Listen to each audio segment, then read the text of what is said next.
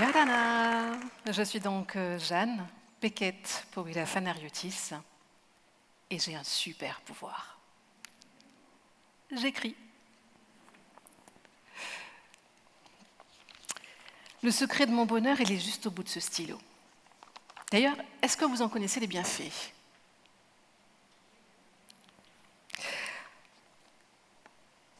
En plus de détendre, il permet de faire le point sur le passé et mieux appréhender l'avenir.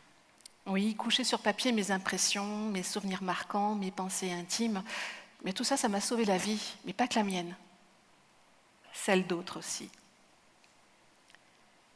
Écrire a été une rencontre avec mon moi profond, un gain en confiance et un boost à ma timidité, mais surtout un tri dans mes émotions. Autant dire qu'entre ma plume et moi, c'est une histoire d'amour qui ne date pas d'aujourd'hui, mais d'il y a bien longtemps. Mieux, elle prend une direction dont je n'avais absolument jamais soupçonné les bienfaits, notamment sur les autres. Et puis l'écriture est devenue au fil du temps un partenaire efficace pour transmettre l'amour. Et c'est simple, ce sentiment, eh bien, c'est la star de toutes les histoires. Et par amour, j'entends amour inconditionnel. Alors, comment transmettre l'amour par écrit ? Eh bien, pour le savoir, on va commencer par le début. Il était une fois une petite fille métisse irlandaise, tahitienne, pipelette, adoptée par un couple d'artisans retraités. De mes origines, je ne connais pas grand-chose, si ce n'est que je suis descendante du barbier de la Bounty, de par mon père, et d'un missionnaire protestant, de par ma mère. Et je nais bien longtemps avant l'an 2000, et à l'exception d'une radio et puis d'une télé ouverte 6 heures par jour à partir de 15 heures, eh bien, nous ne possédions ni téléphone, ni instrument de communication, on pêchait, on cultivait et on élevait ce que nous mangions. J'ai vécu à l'époque des cyclones. Et en 1983, la Polynésie fait face à une série de vents violents jusqu'à Véena. Je n'oublierai jamais ce jour-là, parce que mon arbre, un manguier centenaire, a été arraché et est venu mourir sur le toit de notre maison. Ce que j'ai compris de ce moment-là, c'est que j'ai appris la gratitude, j'ai appris la solidarité et j'ai appris surtout que vivre, eh bien, ça nous rend vivants, mais vraiment vivants. Au vent ravageur succéda la solidarité, la joie de vivre, la gratitude. Et j'étais donc gamine lorsque j'ai découvert mon super pouvoir, car c'est comme ça que je le vois, parce qu'il m'a fait du bien. À des moments où j'ai eu très mal. Mal d'avoir été abandonnée, rejetée, trahie et humiliée. De fait, mon petit cœur a été mon premier patient.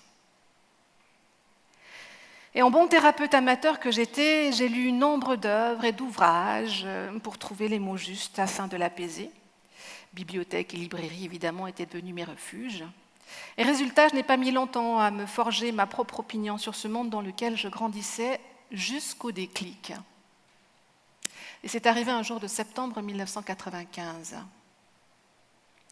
Papeete, ce jour-là, était en feu. La reprise des essais nucléaires dans nos eaux polynésiennes a fait l'effet d'une bombe. Tahiti était le théâtre d'échanges de tirs entre militaires et militants. Et j'en ai été le témoin. J'étais élève dans un établissement où se passait l'événement. J'étais au 2e étage et j'ai assisté à tout ça. Et d'une traite, mais vraiment d'une traite, j'ai écrit plus d'1 millier de poèmes. Tous étaient signés « Peace and love in the world ». Mon talent, mon pouvoir, je le mettais au service de l'amour et de la paix à ce moment-là. Depuis, ma vie est une série sans fin d'épisodes, plus ou moins lents sur l'histoire, la mienne, la nôtre, la leur. Et puis ma curiosité naturelle et mes aptitudes à écouter les autres m'initient aux relations publiques et à l'événementiel. Et contre toute attente, eh bien, il y a un événement qui va se produire dans ma vie. Il y a une annonce dans un quotidien de la place où l'on écrit « Jeune chaîne locale cherche présentatrice ». badaboum, me voilà propulsée sur le devant de la scène, place sous les projecteurs. Je deviens présentatrice télé et je suis aux commandes du JT de Tétin Nuit Télévision. Et à partir de là, je rencontre un nombre innombrable de personnes. D'entretiens en débat, de confessions, confrontations, les gens me parlent, me confient, me témoignent et me transmettent leur version des faits. Et voilà que grandit en moi cette envie d'écrire leur mémoire. Toutes ne s'étaient jamais confiées à moi comme elles auraient pu se confier à d'autres. La naissance de mes enfants accélère mon besoin de transmission, mais transmettre quoi? À qui? Et puis pourquoi? D'ailleurs, j'aimerais connaître ceux d'entre vous qui connaissent leur histoire. Levez la main, ceux qui connaissent leur histoire. Il n'y en a pas beaucoup, hein? Ah, si, 1, 2. Eh ben, c'est pauvre, hein? Lignée, enfant non désiré, enfant désiré, illégitime ou avorté. En 2020, la transmission familiale n'a pas résisté au temps. On est passé d'un millénaire à l'autre, d'un claquement de doigts. Vienna n'est plus qu'un lointain souvenir, un épisode du siècle dernier, et moi, je suis restée journaliste jusqu'au 14 février 2020, oui, tout récemment. Hasard du calendrier, je quitte mon job de rédactrice en chef d'un webzine pour faire ce que j'aime, et moi, ce qui me fait kiffer, c'est de vous rencontrer, c'est de raconter vos histoires. Aïe, je me suis débarrassée du reste pour me consacrer à vous. J'écris vos histoires. J'aime transmettre à ceux qui ne connaissent que quelques bribes de leur histoire. Et là, je me perfectionne, j'écris, je voyage, je fais des rencontres, je vois et j'entends des histoires pour moi tellement, mais alors, tellement inspirantes, que je ne veux plus me taire et mon envie de faire de tout ça une belle histoire, j'en fais une ritournelle aujourd'hui. Alors je m'essaye à la mémoire, et je fais bien. Je ne les citerai pas, mais j'en ai rencontré du monde qui m'ont demandé de rédiger leur histoire. Je leur dis merci, parce qu'elles m'ont beaucoup apporté. L'écriture, en effet, devient une thérapie, comme ce que je suis en train de vivre maintenant. Elle a permis de faire le point sur des pensées souvent négatives qui empêchent d'avancer, à faire le tri, et surtout de prendre du recul sur les aléas de la vie. Cette prise en compte du passé permet d'entrevoir un peu plus sereinement notre avenir. Alors j'ai écouté la mélodie de mon cœur, encore plus intensément, et j'y ai entendu l'écho du cosmos. Cet amour inconditionnel qui nous relie tous les uns aux autres. Le processus d'exploration de soi est enclenché, les blocages, les interdits, les transgressions inconscientes, les non-dits, les secrets de famille sont jetés sur le papier comme une libération. L'oralittérature s'est donc très naturellement imposée à moi, un mot savant pour parler de transmission orale que nous, peuple du Pacifique, avons utilisé pour conserver nos traditions et nos histoires. Une méthode de transmission pour ne pas oublier notre mémoire collective dans le but que nos futures générations conservent leur histoire, leur culture.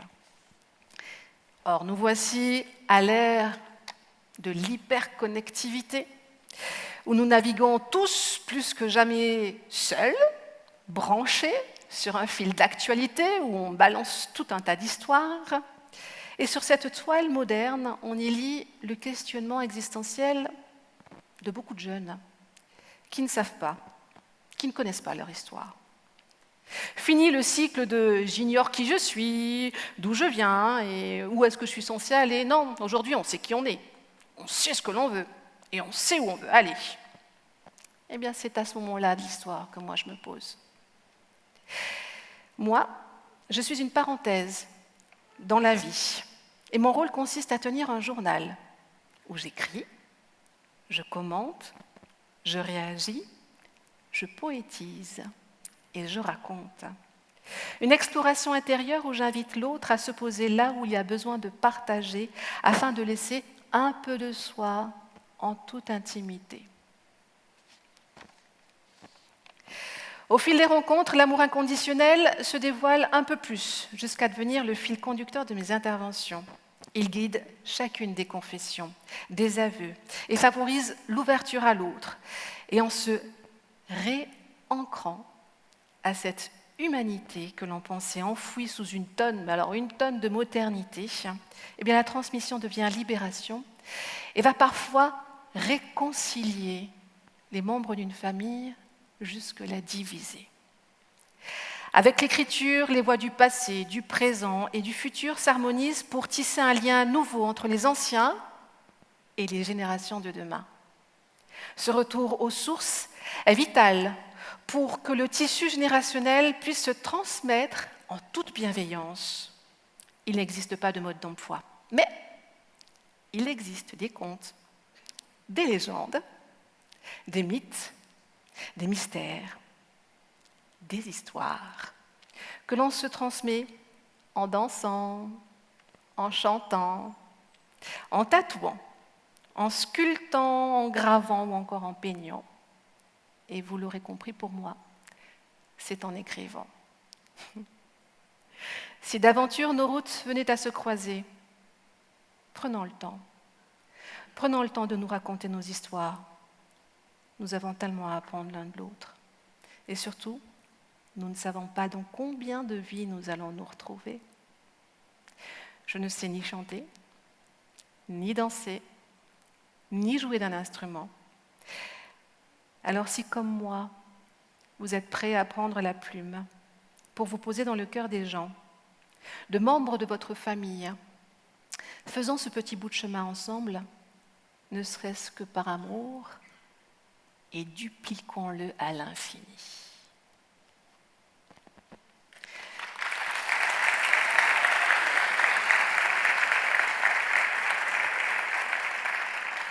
Merci de m'avoir écouté. Je suis Jeanne Pequet pour Villa Fanariotis et j'ai un super pouvoir.